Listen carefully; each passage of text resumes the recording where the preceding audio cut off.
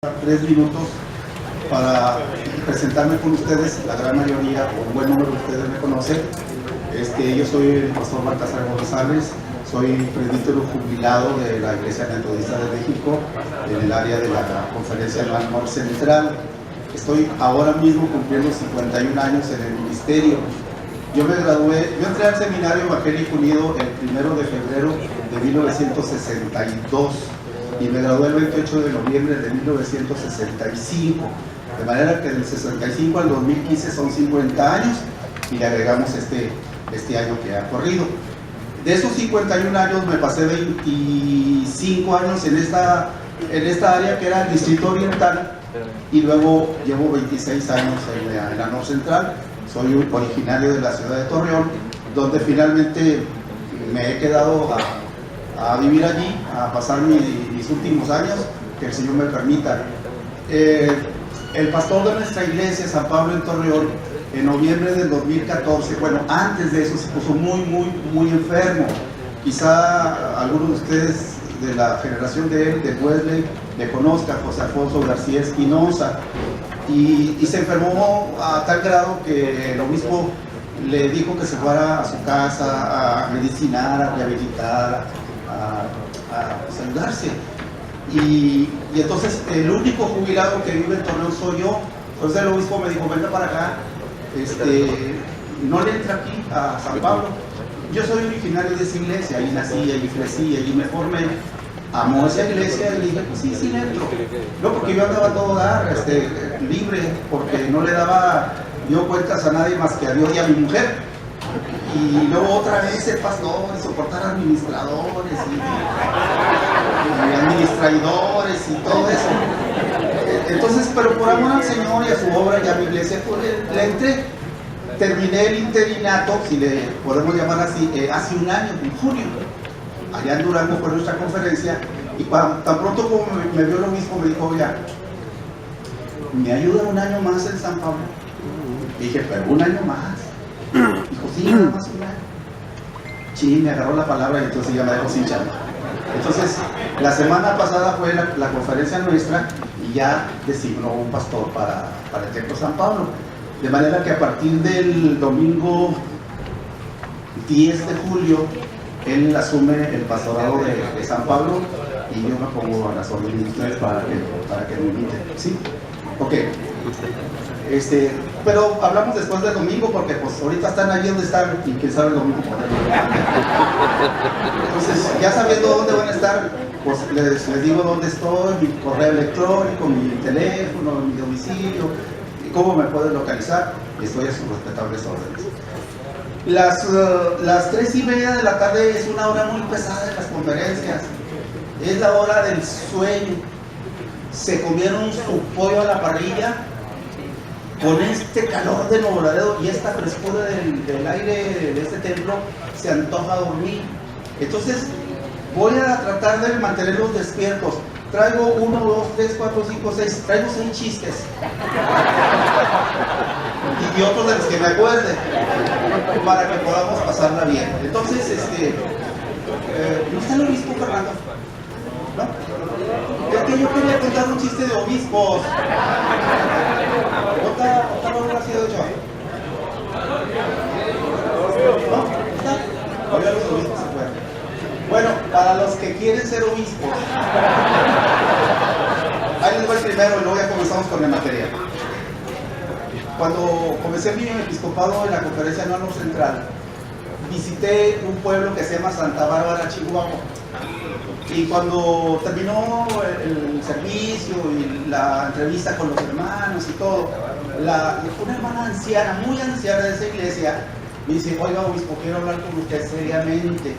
Y entonces me abre su Biblia, yo pensé que me había algún versículo de la Biblia, no.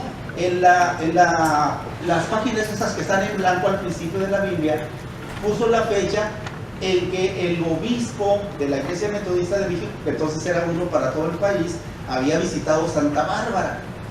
Y entonces, pues hacía como 27 años que no había un obispo que había visitado esa iglesia.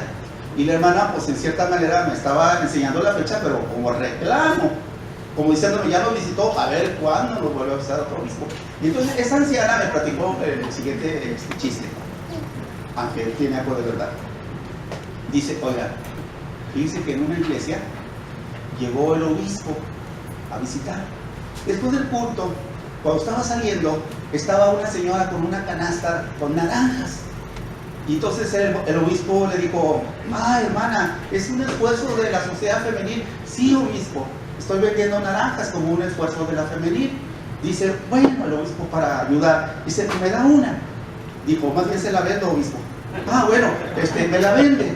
Y entonces ya le dio la naranja a la hermana y el obispo le dice, ¿cuánto es? Metiéndose la mano a la bolsa y buscando la moneda más chiquita. Dice, son 10 pesos, obispo. Hermana, 10 pesos por una naranja. Sí, obispo. Bueno, está bien. Sacó la moneda de 10 pesos. Dijo, oiga, hermana, ¿por qué tan cara? Dice, obispo, es que aquí casi no llegan naranjas. Las naranjas están allá en otra parte, pero en esta región no hay.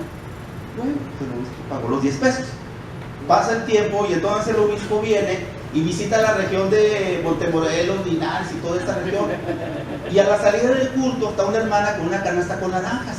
Dice, hermana, es un esfuerzo de la femenil. No, hermano, yo soy de la Legión Blanca. Perdón. ¿Me venden una naranja? Sí, ¿cómo no, obispo? ¿Cuánto es? Dijo la señora, la hermana. Son 20 pesos, obispo. 20 pesos por una naranja. Mire, el otro día fui a una región allá de Chihuahua y me vendieron una naranja en 10 pesos, pero allá casi no llegan las naranjas. ¿Por qué usted me la vende en 20 pesos cuando que aquí están las naranjas por todas partes? Dijo, obispo, es que aquí casi no llegan obispos.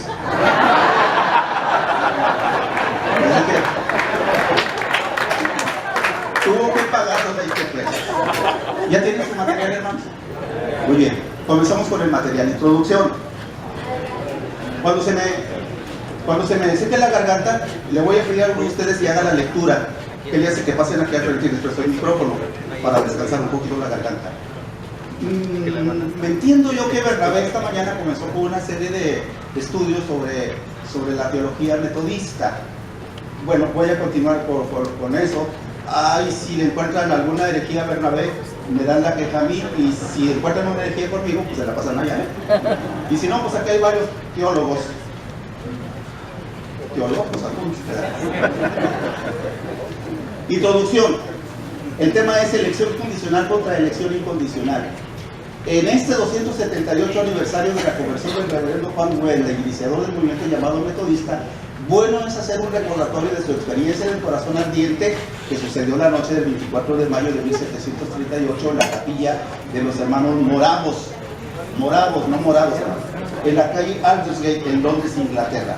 Celebro con ustedes la conferencia anual oriental que se haya incluido en su programa del 26 periodo de sesiones la temática de la teología de Juan Huelda y el movimiento metodista.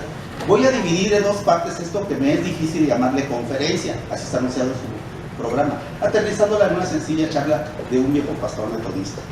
Acabo de cumplir 80 años, así es que me considero viejo pastor metodista. Las dos partes son las siguientes. Número 1, cronograma de la iglesia, desde Cristo hasta Huelda, y la segunda parte, el tema particular que nos ocupa, que es la elección condicional contra la elección incondicional. En la siguiente hoja es una gráfica que particularmente yo uso en los cursos que he dado sobre historia de la iglesia. Obviamente esta gráfica es solamente para ubicarnos dónde nace el movimiento llamado metodista. Todos ustedes, los que fueron al seminario o al CETE o por su propia iniciativa, saben muy bien de la historia de la iglesia, pero deben usar aquí el pizarrón para ayudarme yo un poquito. El cristianismo nace con Cristo, los primeros 100 años es la iglesia primitiva o iglesia apostólica, primeros 100 años. Luego, en el año 325, Constantino, el emperador, dice que se convierte al cristianismo cuando tiene aquella visión de una cruz y escucha la voz que le dice: con este siglo vencerás.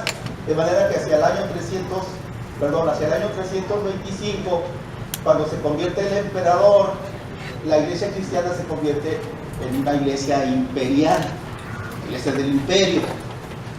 Luego ya hacia el año 500, el año 500 y el año 650 aproximadamente, el obispo de Roma o los obispos de Roma se comenzaban a autollamar o a querer imponerse como superiores a todo el cristianismo de aquel mundo entonces conocido.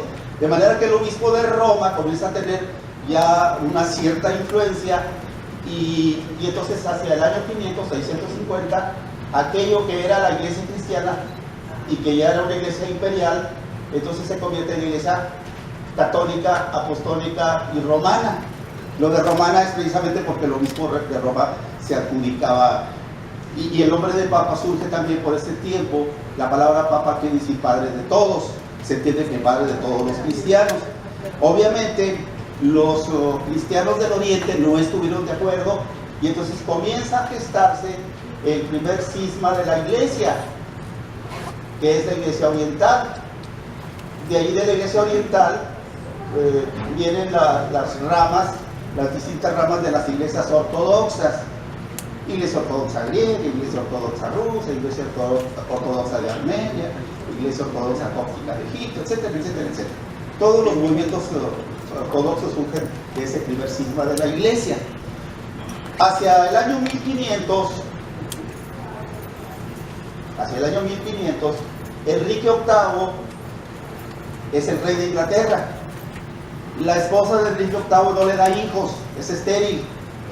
Entonces Enrique VIII se enamora de una muchacha muy hermosa que se llamaba Ana Bolena. Si ustedes tienen allí su filmografía, la película Ana de los 1000 días, bueno, es esa historia. Y algunas otras series que pasan por allí en la televisión sobre Enrique VIII.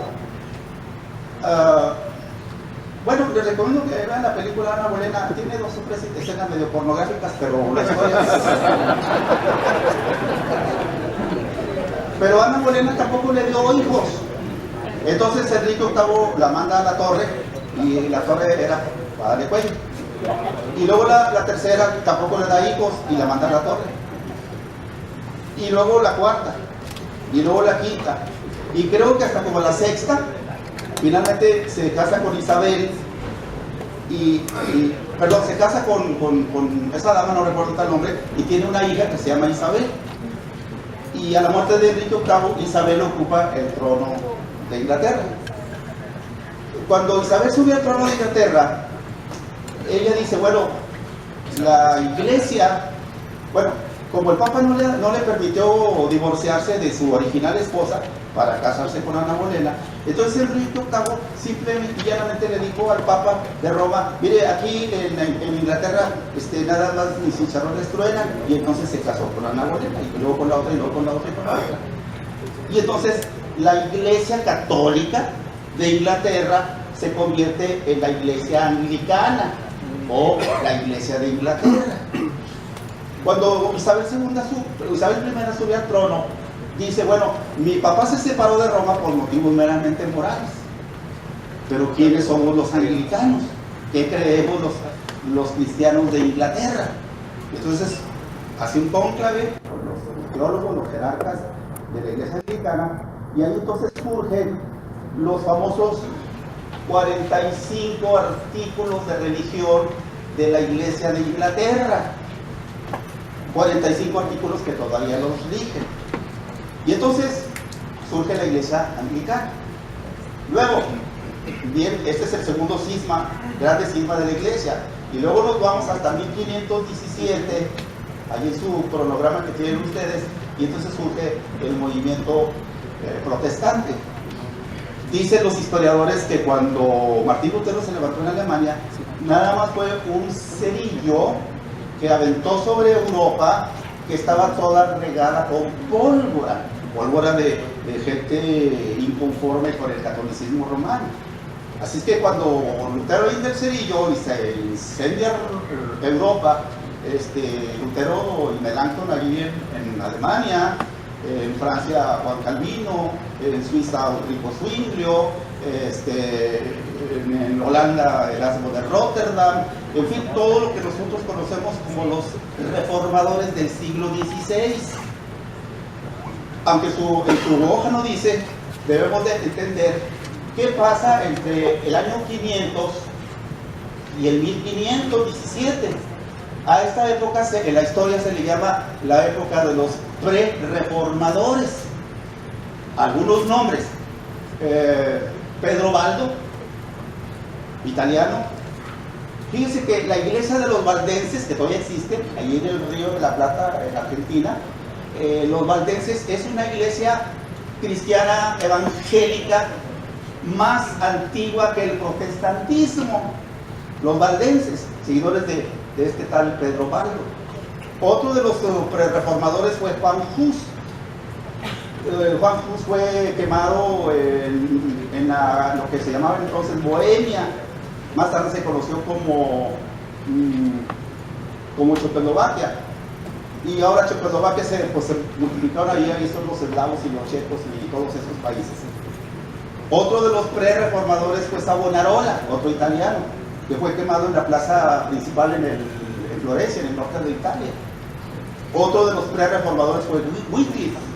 Entonces todos esos y otros los ubicamos en este periodo, el remanente fiel, diríamos nosotros, hasta que en el 1517 viene Martín Lutero, Juan Calvino, Zwinglio, etcétera, etcétera.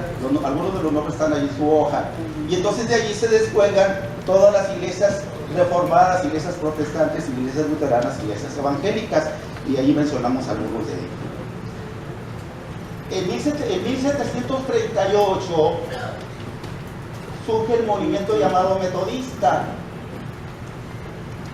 1738, con la experiencia del corazón ardiente, la noche del 24 de mayo de 1738. Obviamente, como un antecedente de esto, quienes han leído la historia de Reverendo Juan Novelli saben muy bien que él era un ministro anglicano, que su papá era ministro anglicano, que su abuelo era ministro anglicano, era miembro de todo, era extirpe de pastores anglicanos. Y estudié en Oxford, forma el Club de los Santos. Estaba dando yo esta clase a los intermedios de la iglesia de San Pablo, donde soy pastor hasta el día último de este mes.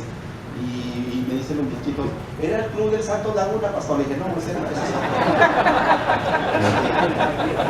Forman el Club de los Santos, se levantan todos los días a las 5 de la mañana, tienen un tiempo para orar, un tiempo para leer la Biblia, un tiempo para cantar, un tiempo para testificar. Y como tenían esa metodología para crecer en su vida cristiana, entonces la raza de la Universidad de Oxford les comenzaron a decir, en lugar de decirles los metódicos, que es la palabra correcta para una persona que es muy ordenada en ese sentido, usaron una palabra que en el inglés de Inglaterra, la palabra metodista es una palabra un poco despectiva, un tanto burlona. Entonces les comenzaron a decir los metodistas. Cuando se desarrolló el movimiento metodista, las reuniones de los metodistas a las grandes ciudades como Londres y Bristol, etcétera, se reunían en las fundiciones. Tuve el privilegio de viajar a Inglaterra y me inscribí en un tour que se llama la Ruta de Wesley. Entonces estuvimos allí en Londres, fuimos a la capilla de Wesley, fuimos a la capilla llamada de los hermanos morados en Ardelos, que ya no existe la capilla, es un patio, y al fondo está una placa metálica donde está escrito lo que Wesley escribió en su diario. Me levanté a tales horas de la mañana de ese día 24, leí en la Biblia aquel versículo de Primera de Pedro donde dice: Dios nos ha dado grandes y preciosísimas promesas. Al filo del mediodía iba pasando por el frente de la capital de la Catedral de San Pablo, entré y el coro estaba cantando la antífona basada en el Salmo 130, de lo profundo, Dios, a ti clamo, oh Dios, oye mi clamor, y eso lo inquietó más. Y por la noche, de mala gana, como algunos que están aquí, fue a la capilla de los hermanos moravos, y entonces allí fue donde tuvo su experiencia.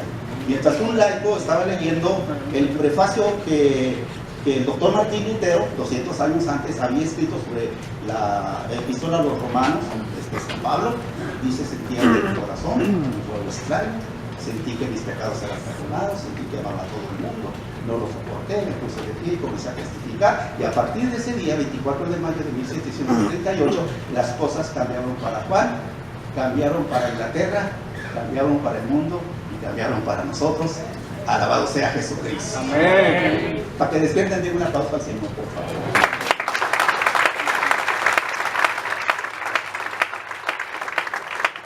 Ese movimiento llamado metodista, pues estaba diciendo que en las grandes ciudades eran los metodistas, pero cuando los metodistas se fueron a la provincia, a las granjas, al campo abierto, como cantaban muy bonito y cantaban muy fuerte y cantaban una nueva himnología, porque los cantos de la iglesia anglicana seguían siendo los mismos cantos de la iglesia católica, mucha influencia del canto gregoriano. Ustedes saben, los que saben música, como Joel que anda aquí, que el canto gregoriano es de una sola nota.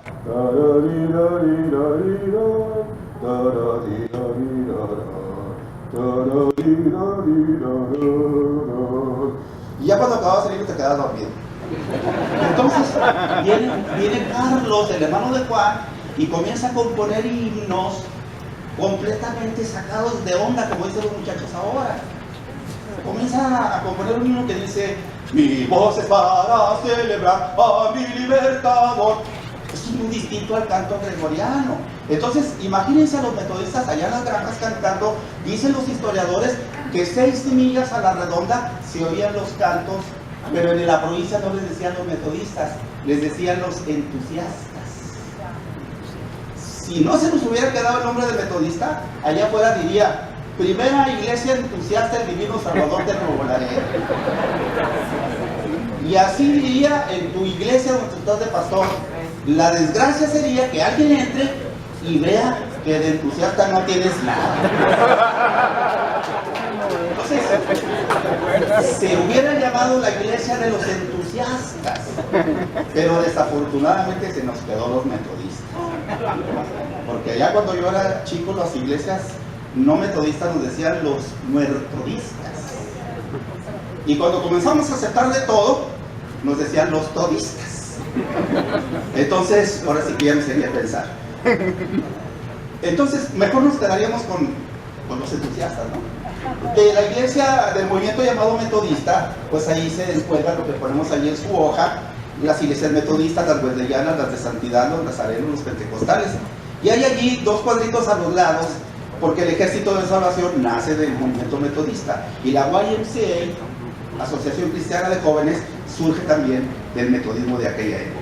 Terminamos entonces el cronograma para ubicar dónde está la iglesia, dónde está el movimiento metodista. No la iglesia, porque la iglesia nace en Estados Unidos mucho tiempo después. ¿Alguna pregunta sobre eso?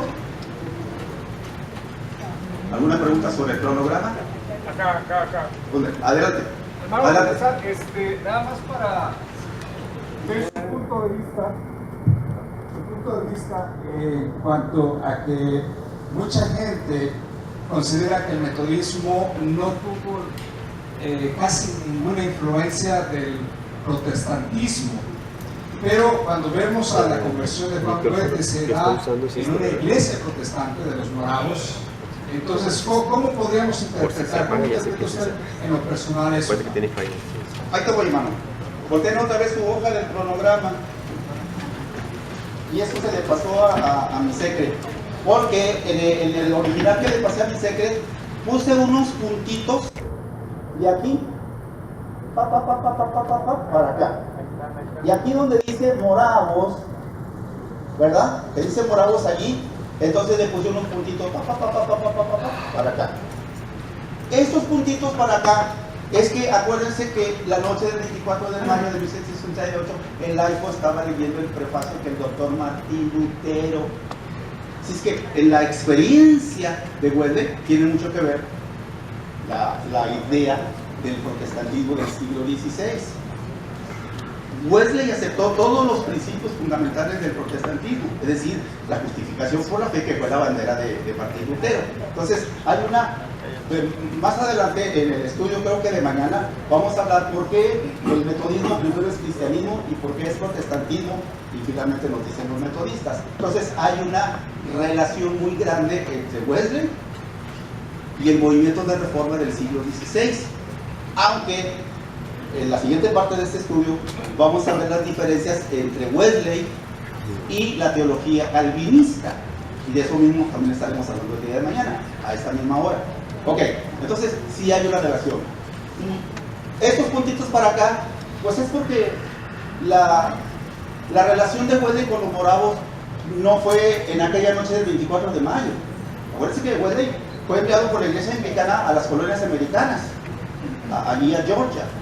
Estuve allí en Savannah y estuve en otros lugares de Georgia y fui a visitar el museo, unos museos que hay allí, donde se habla del trabajo de Wesley en esa región.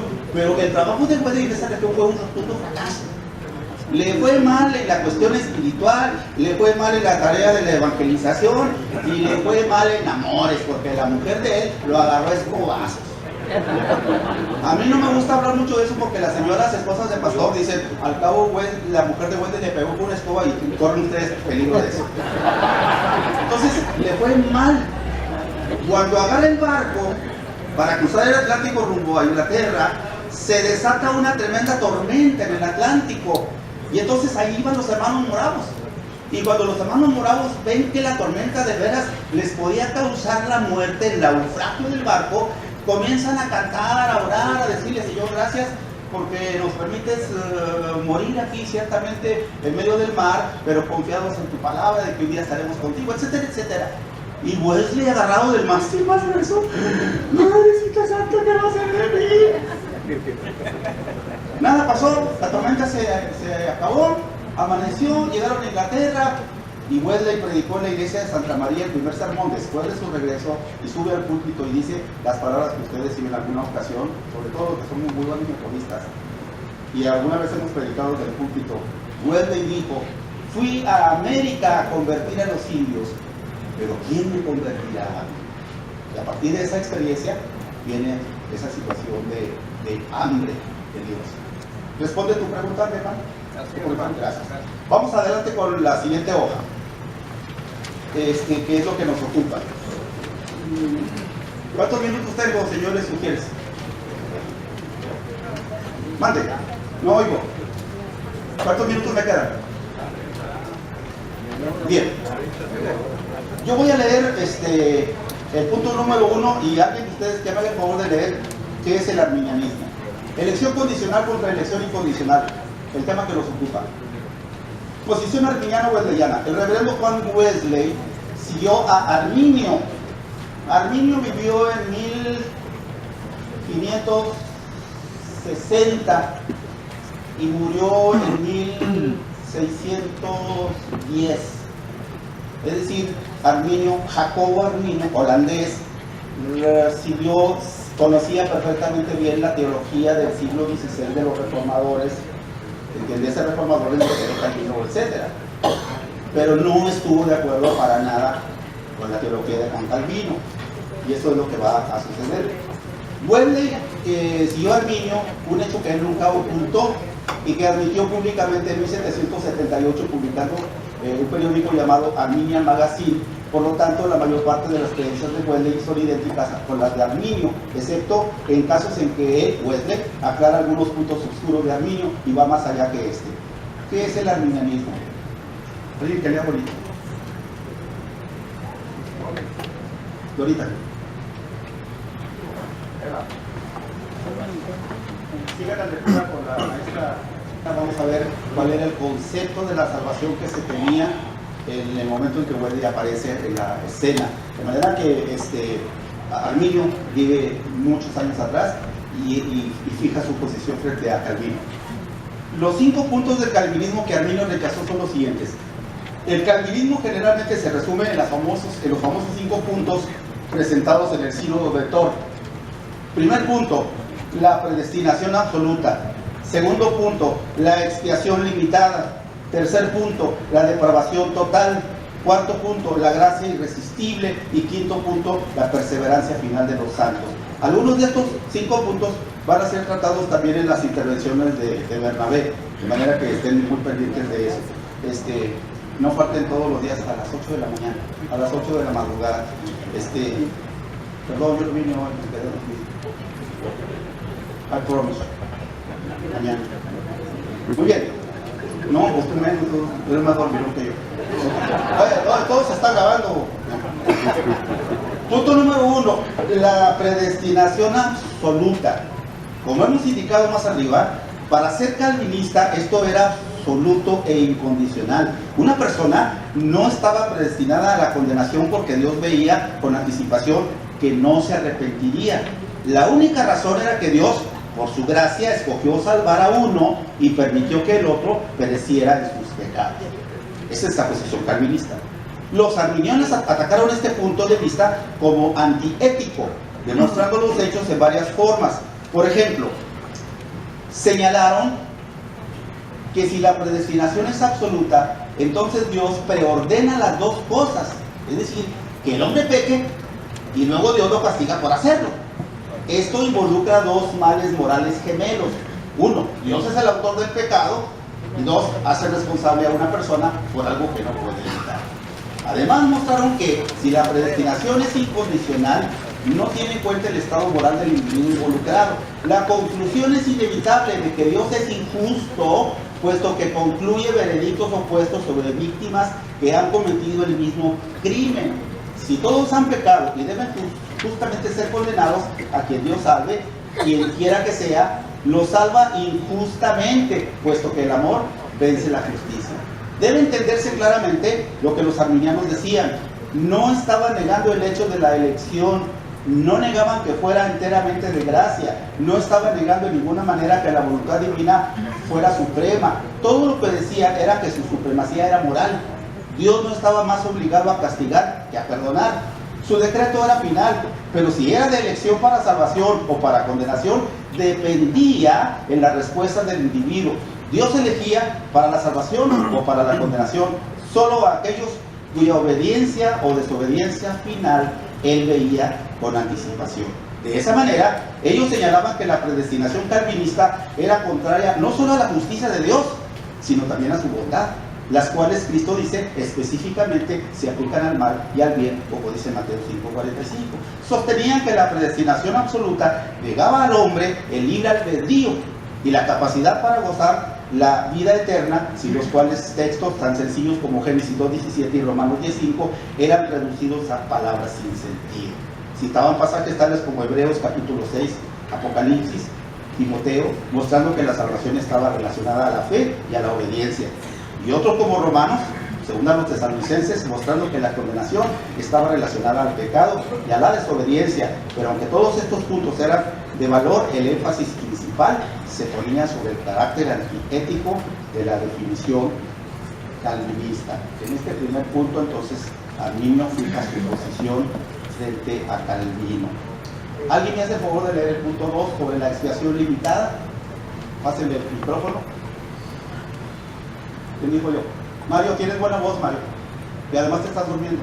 Mario, adelante. No, estoy meditando en la oportunidad.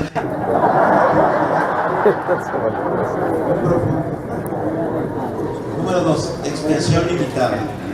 De acuerdo a la definición calvinista, la expiación no era lo suficiente grande como para salvar a todos los hombres, porque desde el principio nunca tuvo ese propósito. Lo que requerían salvación eran los que habían sido predestinados por Dios con anticipación, puesto que Él sabía cuánto sabía. La expiación no necesitaba ser más poderosa que lo necesario para salvar a ese número de personas. Este punto de vista se conoce técnicamente como expiación limitada o redención particular. Para los arminianos, por otro lado, la expiación era universal. Había sido diseñada para todos y llevada a cabo para todos. Se hacía referencia a estos pasajes de la Escritura que muestran cuán amplio es el alcance de la invitación de Dios. Marcos 4:23, 8:34, Juan 3:16. Dios amaba a todo el mundo, no solo a algunos miembros selectos de Él. La expiación era para todos. Y no solo fue diseñada para todos, fue cumplida para todos a fin de que los que creyeran no se perdieran. Sin embargo, fue cumplida en un sentido particular en que hacía que la salvación de todos los hombres fuera no automática, sino posible.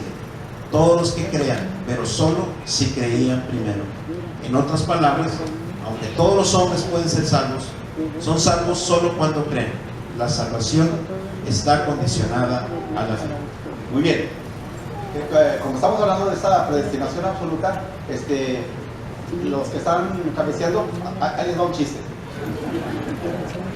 Iba un avión cruzando el océano Atlántico. Era un avión que tenía solamente dos turbinas, dos motores. Y de pronto, a la mitad del vuelo, los pilotos se percatan que una de las turbinas se paró por completo y por más esfuerzos ya no funcionó. Y entonces ellos se comunican con el pasaje y dicen: pasajeros, tenemos problema con la turbina número 1, ya no quiso funcionar, vamos a tratar de llegar a continente con una sola turbina. No pasa mucho tiempo y entonces la otra turbina se para. Y entonces el piloto habla con el pasaje y le dice: señores pasajeros, lamento mucho decirles que la segunda turbina, la única que nos quedaba, no funciona. Vamos a morir irremediablemente estrellados aquí en el océano. Pero nos han informado que dentro del pasaje hay 3 ministros. Voy a pedirles que esos 3 ministros les ministren y prepararles para la muerte que nos espera. Entonces se levantó el primer pastor y dijo: bueno, yo soy ministro bautista y no hay ningún problema. Como lo vamos a estrellar en el mar, todos vamos a morir bautizados por inmersión. Y entonces se levanta el otro pastor y dice: bueno, yo soy el pastor que pertenece a la Iglesia Nacional Presbiteriana y para mí no hay ningún problema que muramos aquí, porque Dios desde antes de la fundación del mundo dijo quiénes van a ser salvados y quiénes condenados. No hay ningún problema. Y se sentó. Y el tercer ministro era un pastor metodista. Entonces el pastor metodista queda pensando: dijo, yo no te digo, ya sé, señores pasajeros, antes de estrellarnos voy a levantar la ofrenda.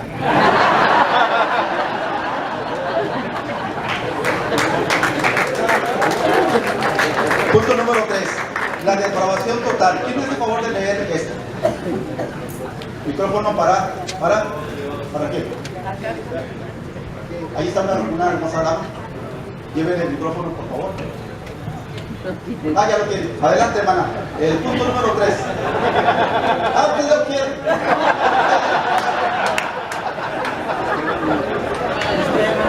Estamos destinada a leer.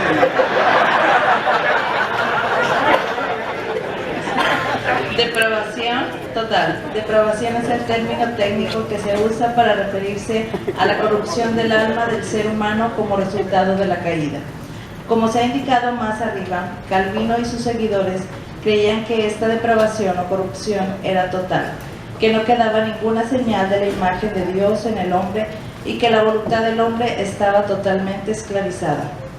Por esto Calvino no quería decir que el hombre no fuera libre para escoger la señorita con la que habría de casarse, o si comería jalea o mermelada para el desayuno.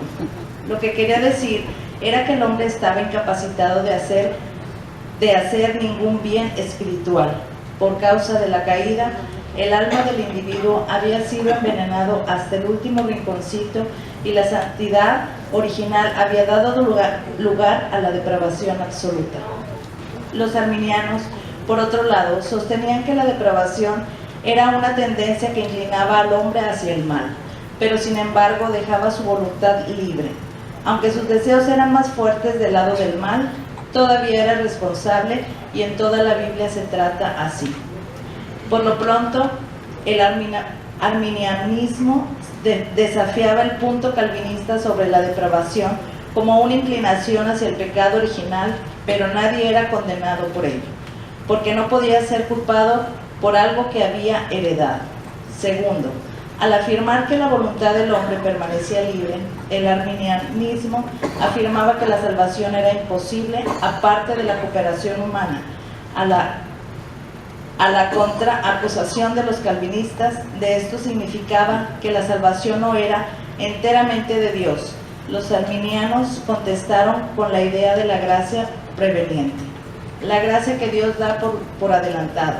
Preveniente viene de las palabras latinas pre y venire, que significa viene antes, capacitando al pecador para decidir seguirle. Todo es de gracia, puesto que sin la gracia el hombre no puede responder. Sin embargo, tan pronto como la gracia es impartida, el hombre responde.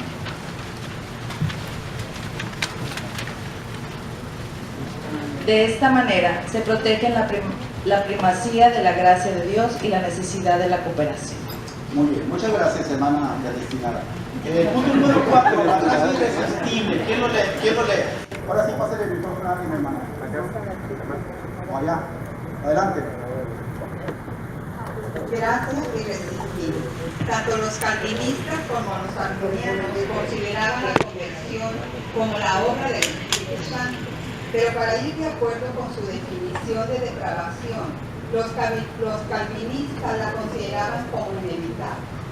Si Dios era omnipotente y la voluntad del hombre estaba esclavizada, entonces requería solo la decisión de Dios para salvar a una persona para que se efectuara la obra. La gracia era irresistible y el hombre era salvado a la fuerza. Pero puesto que los arminianos negaban la interpretación calvinista acerca de la divina soberanía y sus pretendidas actuaciones en la predestinación y la expiación, también negaban la posición calvinista acerca de la conversión. La gracia, afirmaban ellos, podía ser resistida por una voluntad humana confiada, y sostenían su punto recurriendo a las escrituras que claramente afirmaban tal cosa. Mateo 23:37, Lucas 7:30, Hechos 7:51, 2 Corintios 6:1 y Hebreos 12:15. Muy bien, hermano. Muchas gracias. Finalmente, alguien que nos dé el punto número 5, la perseverancia final de los santos. ¿Quién lee? Como hemos indicado más arriba, el punto de vista calvinista en este asunto era que la salvación, una vez obtenida, no se podía perder. Era la doctrina de, en términos técnicos, la perseverancia final de los santos, o en una frase más popular, una vez en gracia, siempre en gracia. Al principio los arminianos vacilaron en oponerse a los calvinistas en esto. Arminio mismo, en una declaración delante de los Estados de Holanda, poco menos de un año antes de su muerte, dio la implicación de que él todavía no había podido decidir sobre el asunto, aunque su tono general muestra claramente en qué dirección estaba soplando el viento. Creo que es útil, dijo, y será necesario en nuestra primera convención o sínodo introducir un estudio diligente de las Escrituras sobre si es posible para algunas personas, por causa de la negligencia, abandonar el comienzo de su existencia en Cristo para volver de nuevo a este mundo impío, rehusar la sana doctrina que una vez le fue impartida, perder la buena conciencia y hacer que la gracia divina sea ineficaz. Pero no pasó mucho tiempo. Sin embargo, sin que la vacilación diera lugar a la certidumbre y tal como sus principios lo demandaban, los arminianos sostenían que era posible uno que había recibido la gracia de Dios caer de ella y perderse. Afirmaba esto sobre la base de las declaraciones y ejemplos de las Escrituras que están en Mateo 27, 3 al 5, Juan 6, 6, Gálatas 3 del 1 al 4, 4, 11, Colosenses 1, 23, Hebreos 6 del 4 al 7 y en la experiencia. Hasta ahí, hermana, gracias. Termino los 5 puntos sobre los cuales el calvinismo afirma la doctrina de la elección incondicional, que encuentran su oposición en Arminio y que Wesley respaldó ampliamente frente a Calvino. La siguiente hoja dice: el siguiente cuadro comparativo es un resumen de estos argumentos y posiciones que el doctor Hugo Magallanes, nuestro Hugo, exalumno de Wesley, alumno mío, y también mi asignista asignado cuando fui pastor en el Mesías de Monterrey, y que se fue a estudiar a los Estados Unidos y ahora es un doctorazo. Le sale humo hasta por las orejas a Hugo en este momento. Él, en su libro, uno de los que tiene, no sé cuántos tiene, pero yo tengo uno que ya se lo compré, nos presenta esta tabla comparativa. La elección condicional frente a la elección incondicional, la posición de Arminio que respalda a Wesley y la posición de Juan Calvino. Y dice así, punto 1, que son los mismos 5 puntos que vimos en este momento. Dios elige a las personas para salvación de una manera condicional, basado en el conocimiento previo de las acciones de cada una de ellas. Lo que decía Juan Calvino, la elección de las personas para la salvación y condenación es incondicional, únicamente basada en el carácter soberano de Dios. Lo que Arminio y Wesley dicen sobre la expiación, el sacrificio redentor de Cristo es universal, pero está limitado por la libertad humana, es decir, uno puede aceptar o rechazar la obra redentora de Cristo. Calvino decía, la obra redentora de Cristo es solo para quienes han sido electos por Dios para salvación. Tercer punto, Arminio Wesley dice, por naturaleza los seres humanos no son capaces de hacer el bien. Calvino decía, los seres humanos por naturaleza son totalmente depravados. Arminio y Wesley dicen, la gracia preventiva le da la capacidad a los seres humanos de responder a Dios de una manera afirmativa o negativa. Calvino dice, la gracia que Dios otorga es irresistible. La persona a quien le es dada, sin lugar a duda, responderá a ella de manera afirmativa. Arminio Wesley dice, la perseverancia en la vida cristiana es condicional y requiere atención y cuidado diario. De descuidarse, la persona puede caer y perder el don de Dios. Juan Calvino dice, la perseverancia en la vida cristiana es incondicional. La gracia de Dios es suficiente para sostener al creyente hasta el final. Ahí está el cuadro comparativo de las dos posiciones. Con este resumen teológico es fácil entender por qué Wesley se adhería a la posición de Arminio. Sin lugar a duda, sus experiencias personales, al igual que sus experiencias ministeriales, nos muestran su convicción arminiana y su rechazo vehemente a la idea de que Dios hubiera condenado al castigo eterno a ciertas personas, independientemente de sus decisiones o acciones. Y llegamos a la conclusión de este primer estudio. La diferencia esencial, concluimos, que Wesley tuvo con los reformadores en relación con el pecado y la gracia fue el rechazo que Wesley hizo de la elección incondicional de Juan Calvino, puesto que este rechazo deja en el hombre una obra de gracia que puede ser obstruida o asistida por la actividad del hombre, actividad que si en sí misma es por la gracia, la puerta queda completamente abierta para que la fe crezca, para que se obtenga más gracia y para que el creyente obtenga el más alto nivel de la gracia. En otras palabras, las posibilidades de la gracia son ilimitadas para el creyente que aspira a lo más alto. El poder que le es dado al hombre para cooperar con esta gracia no tiene límites dentro de las promesas de Dios. Se puede esperar que Wesley explore estas posibilidades hasta el límite del alcance humano, pero él, Wesley, lo hace como un hombre que sabe que no es nada, excepto por la gracia de Dios. Allí termina el estudio de esta tarde. Preguntas, comentarios, chismes. Adelante, hermano. Sí. Con este estudio que estamos viendo y lo que hemos podido ver en otros estudios, ¿cómo podríamos nosotros explicar estos grandes hombres de Dios calvinistas, hombres como Juan Bunyan, era un hombre calvinista, bautista, hombres como Jonathan Edwards, también era calvinista, el evangelista Charles Spurgeon, otro hombre calvinista, Jorge Whitefield, que se separó de Wesley para hacerse calvinista. Cuenta la historia que cuando él predicaba, su voz se escuchaba a 1 kilómetro de distancia sin micrófono. Y por último, David Weiner, que dio su vida en un tiempo de juventud a los 29 años sirviéndole. ¿Cómo podríamos explicarnos esto? ¿O cómo podría usted explicarnos esto? La vida de Wesley tenemos que verla en 3 líneas. Uno, la historia, algo de esto acá, y falta mucho, por supuesto. Luego su teología. Mañana vamos a hablar un poco de que Wesley no era un teólogo sistemático. y luego la experiencia, y luego la filosofía. La respuesta a su pregunta y a su comentario, el mismo Wesley la da. Por ejemplo, Jorge Whitefield y él eran muy amigos, eran amigos desde la Universidad de Oxford, fueron compañeros, eran del Club Santos, no Laguna, el Club Santos de allá, y se amaban mucho.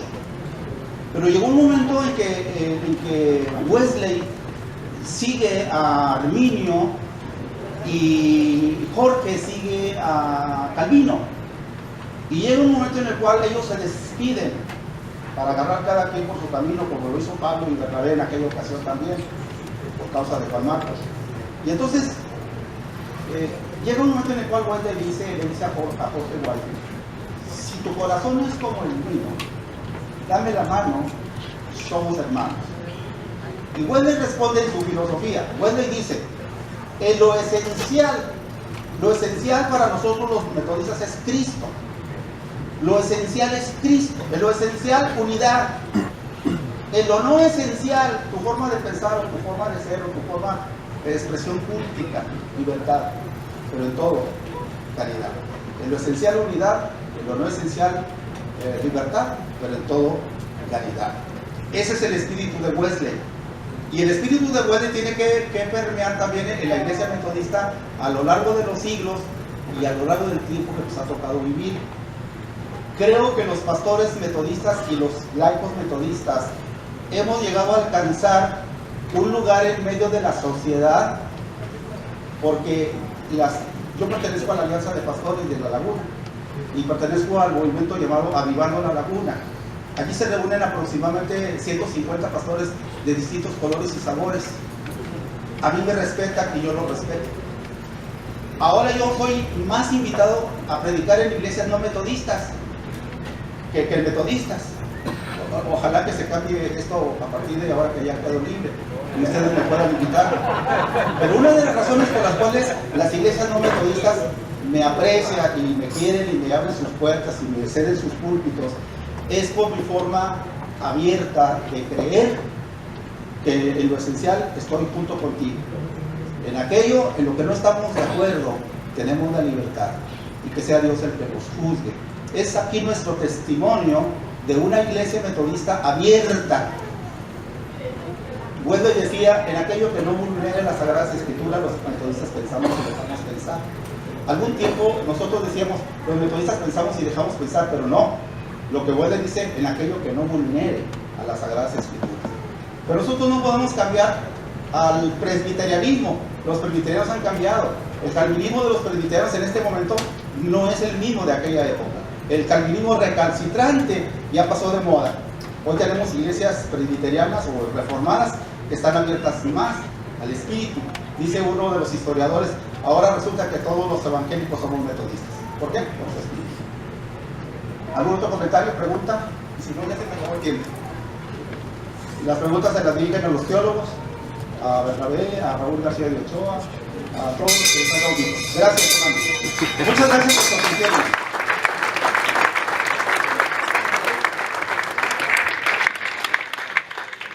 Me quedaron 3 chistes para mañana.